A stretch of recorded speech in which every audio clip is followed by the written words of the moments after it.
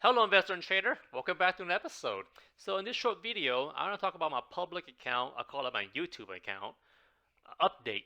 So, right now, the account is at 23,000. So, this account is less than 2 years old. In fact, it's only 1 year and 1 month old. You see the beginning of the date right here, September 18, 2020. Now, during this time right here, the market has rallied up a lot already. Some people don't even get in the market. Hey, but then again, this is a swing trading account, so I think I can beat the market. You know what I mean? So I decided, you know what? Let's just start another account. It's not too late to start. So somehow it has grown up to 23,000 with a return of 47%, which is pretty cool. As long as I beat the S&P 500 or over 30% return a year, I'm very happy because in the end, it's not about this that matters. It's about this what matters, right? You can have $1 million account and only gain 5%. Hey man, you're doing pretty bad. You know what I mean? But you can have a $5,000 account and gain like I don't know 200%, 500%, 1,000%. Damn, dude, you're doing pretty good. But can you do that year after year after year after year? Be consistent. Remember, we want to be consistent here, not crazy. Like this. Like Wall Street bets. You know what I mean? It's pretty consistent uptrend here because I focus on consistency. I don't focus on wild bets where you're making crazy up and down, like a heart attack or something, or I don't know, something like that. All right, let's see what I have in this account. Now, notice one thing here. All these are red position. You may ask, where the hell is all your green position? Well, all my green position are right here. I already sold it. That's why it's called closed position. It's already closed. Yeah, close. I already took profit. That means I got to pay tax on these at the end of the year, pretty much. Short-term gain, whatever. So let's go back to the position. So the whole idea of swing trading is I buy a stock, right? And I would hold it for a couple days, couple weeks, even couple months sometime, or worst case, couple years. But thank goodness this account is so young; it's not even 2 years yet. But that's how swing trading is. You buy a stock, and you will wait for a little bit so that give it time for the stock to go in your direction, whether you are short or long. All these positions are long position, meaning you buy low, sell high. Okay, here's one thing right here I need to address. If I go here, go to fidelity, go to balance, this will pop up. So go under margin, and you can see right here, I have a restriction. You see, day trade restriction back in September 3rd. So what happened was, let me go to here to explain what happened to this account. Back in September 3rd, I was trading CCL in the 22, 23 price range. Right here. And on the same day, right, I bought CCL 3 different prices just to average my costs down. And then CCL somehow just popped above my average cost with a profit. So I decided to sell all in one day. So that's 3 buy at 3 different prices and sell all of it on the same price, just a higher price, my average cost. That gave me a flag. Well, they flagged me for it, and I got this right here because when you are under the 25K account, you have a PDT rule. You know what I mean? So right here, I have my counter like a 4 or 5 during that day. I'm like, what the heck? I did not know you can do that. I thought you buy at 3 different prices, sell all at one price. That equal 3 trades or one trade, but no, that's like 4 trades or something like that. So that's why they give me this flag. So what did this mean is that I cannot use margin. So I need margin because part of my strategy is I use margin buying power to dig my way out of this. You know what I mean? Because I average my cost down. Let me give you an example of what I mean by that. So LOGI, you can see I bought it 2 times on 2 different dates right here. The first entry was 102. The second entry was 86. So to be so on and so on. To pretty much average my cost down to dig my way out. But then I'm out. But then I'm out of buying power unless I put more cash in, right? Because I cannot use margin. That's why. So that is another reason why I am down right here because I cannot use margin because all these are cash position and I am almost out of buying power. I only have 4,000 buying power left at the moment. So let me do the math right here. So the account value is at 23K. Margin in theory is another 23K, which is 1-to-1 ratio. So total of $46,000 buying power.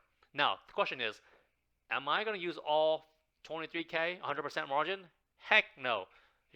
From based on my experience, do not use margin unless you trade within 2 years or more because I honestly I do not have a margin call yet, and I don't plan to have one.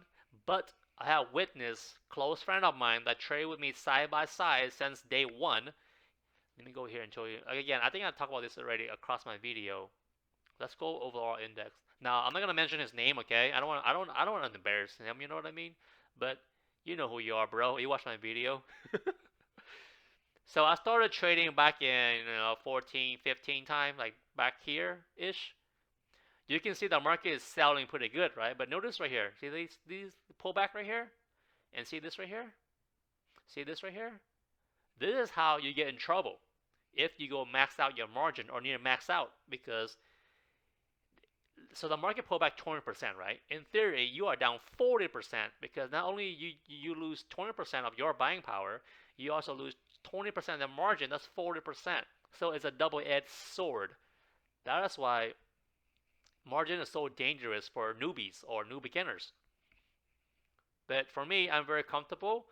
My comfort is using 50% margin because, again, it depends how big your account size is. Now, worst case scenario, okay, you need to keep this in mind. Like right here, the coronavirus artificial crash, where the market tanked a lot, right? Some stock tanked 80%, 90%. The question is, for me, okay, at least for me, do I have $12,000 right now on the side just in case I use 50% margin and the stock goes way against me? The answer is yes, I do have 12K. So I can easily add it in to avoid margin call.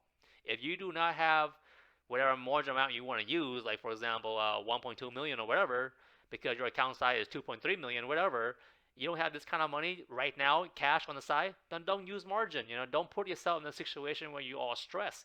Like I said, when I trade, dude, I'm very relaxed when I trade. I mean, check out my setup. I lay in bed when I trade sometimes. Even I take a nap sometime.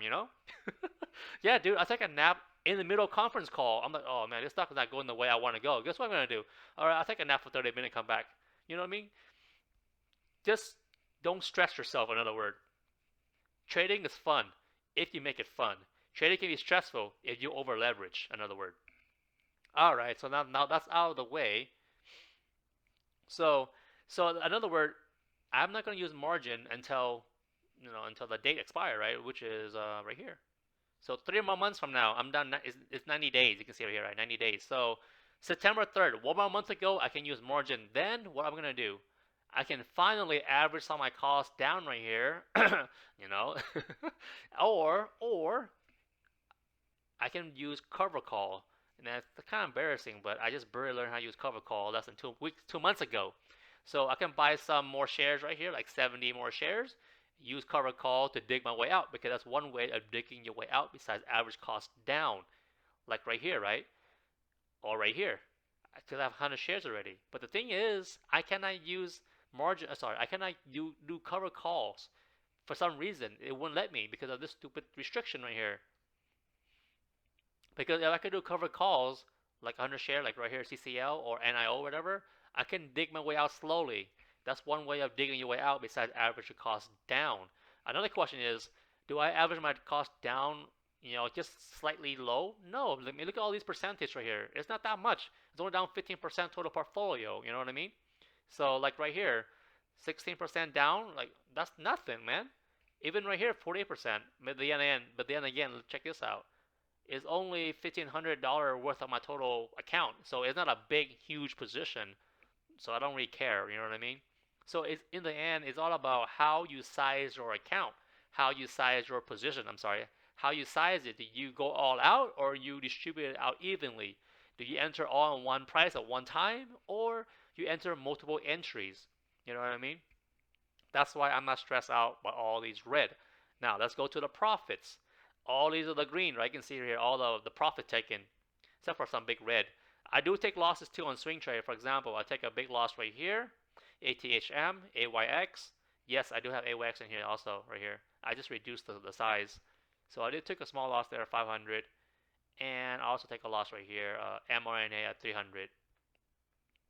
This one right here is kind of out of my control. ATHM, so let me talk about ATHM. This is where I throw in the towel. Okay, you got me. I'll take a loss. I'll move on. I'm not gonna dwell about it or sad or cry about it. So ATHM is a Chinese stock. Now, for those that are under a rock, Chinese stock has been hammered this year. Okay, especially Alibaba, JD. What else they have there? Uh, yeah, well, there's a lot. There's Chinese stock. I can't think off my mind right now. Anyways, the whole YY is one of them. Anyway, so Chinese stock this year is performed pretty badly. So if you look at the, I think it's called Web, I think, WebX, I think, WebK, something. Dang, I forgot what's the. Anyway, I forgot what their symbol is. The overall index in the Chinese market. To get it short, Chinese stock has been hammered this year. So I began buying this share in the 60s, right here, and then I bought some right here. So my average cost is somewhere right here. Notice it still haven't recovered yet. So I want at this point right here, I was down like over 1,000. I'm like, damn man, how low can this thing go? So eventually I throw in the towel. When I saw this bounce right here, I already sold it. That's why you see the loss. If I go to here, yeah, I sold it in September. You can see right here, right? The month of September, where I took the loss right here. See? So let's go to September, which is like a month ago, ish, or 2 months ago. September, right here. See? So I saw this bounce. Why did I sell it here? Because look at the stochastic. It's getting high. That's how I know, okay, this thing is out of steam. And it was, right? After I sold it, it went back down to the low 40. Now it's under the low 40. So sometimes, you just have to throw in the towel, when the stock goes against you, for swing trading. But again, I don't log in every single day just to see the price fluctuation. This is a swing trading account. You need to give it time. It could be weeks, months, quarter, or worst case, years, right? It's called swing trading for a reason. It's not a day trading account.